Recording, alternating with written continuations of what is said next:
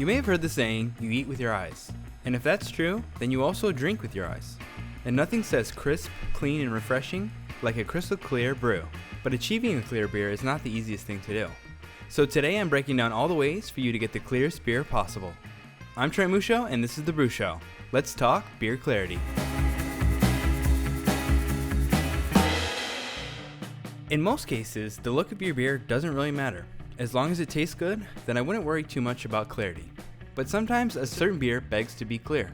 It might be the style of beer, or just your personal preference. While in theory, it should be easy to attain, it can be a bit tricky to master. But thankfully, there are some important things to know about your ingredients, as well as some tricks you can do to get to clear beer heaven. Before I jump in, I'd love to hear from you. Does clear beer even matter?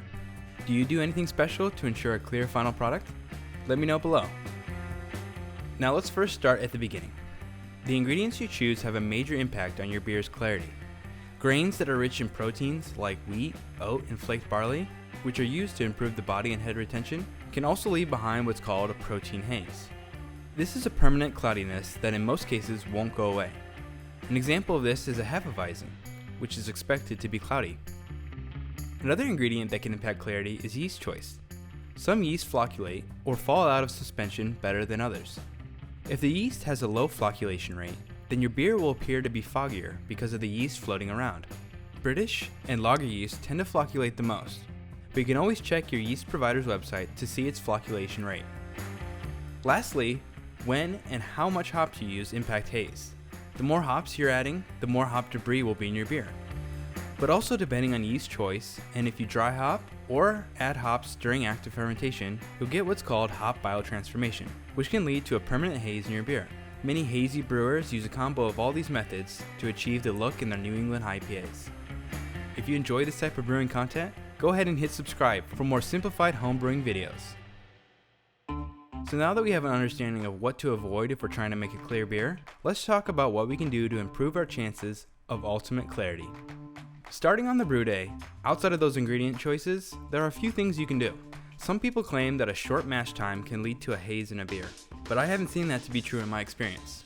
But if you're trying to check all the clarity boxes, you can extend the mash time to a full 60 minutes. The next thing to look at is near the end of the boil, and what are called kettle finings. Kettle finings are used to clump up proteins and drop them out of your wort toward the bottom, in the hopes that it will lead to a clearer beer. There are a few options here, but most common are Irish moss and wolflock tablets.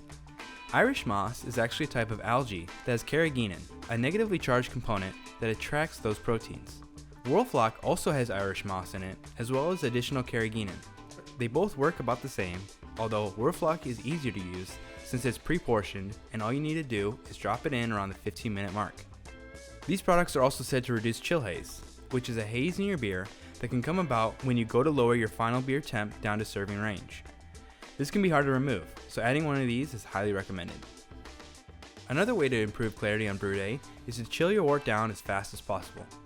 The faster you chill, the greater chance you'll have for a good cold break, which is when all those proteins again clump together and fall to the bottom of the trub. You'll see this happen as you start to chill your wort. It kind of looks a bit like miso soup down there, and that's a good sign. Basically, on brew day, you're doing everything you can to minimize the amount of proteins in suspension so you have less work to do later to get clear beer. Now let's talk post-fermentation.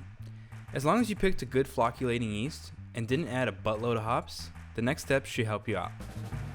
The first thing people might tell you is to cold crash your beer to get the clearest beer possible into your keg.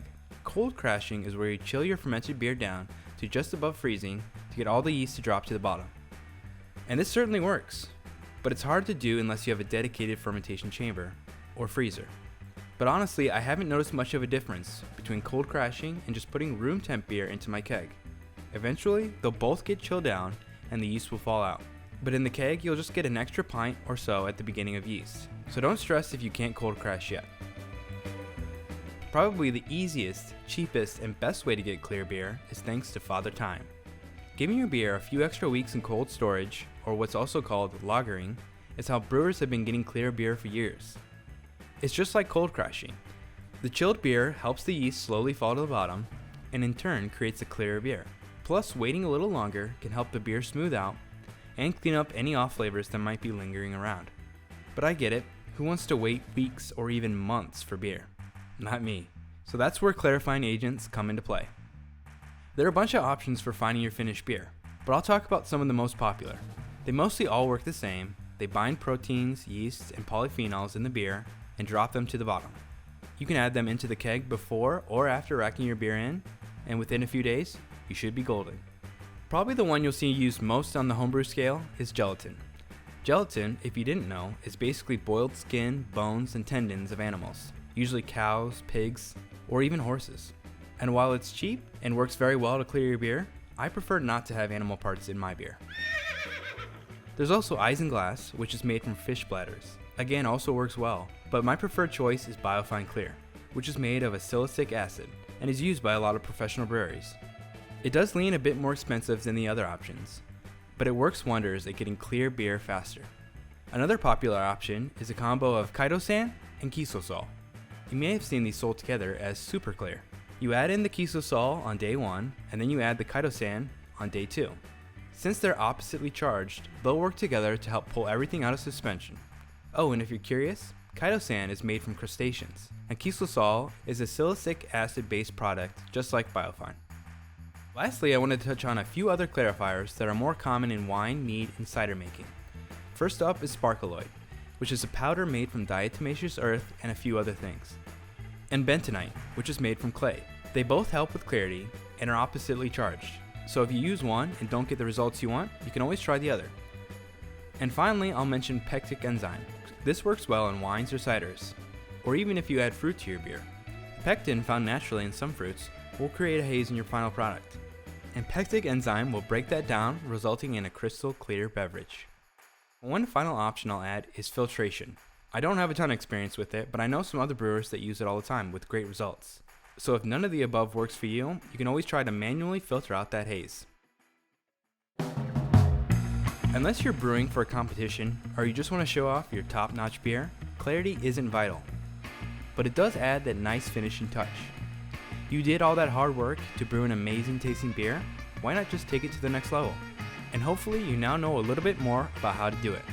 If there's anything else about clarity I missed, or something you want me to cover in a future video, let me know. I hope you got something out of this video, and if you did, be sure to hit the like button on your way out. Thanks for watching. Cheers, and happy brewing.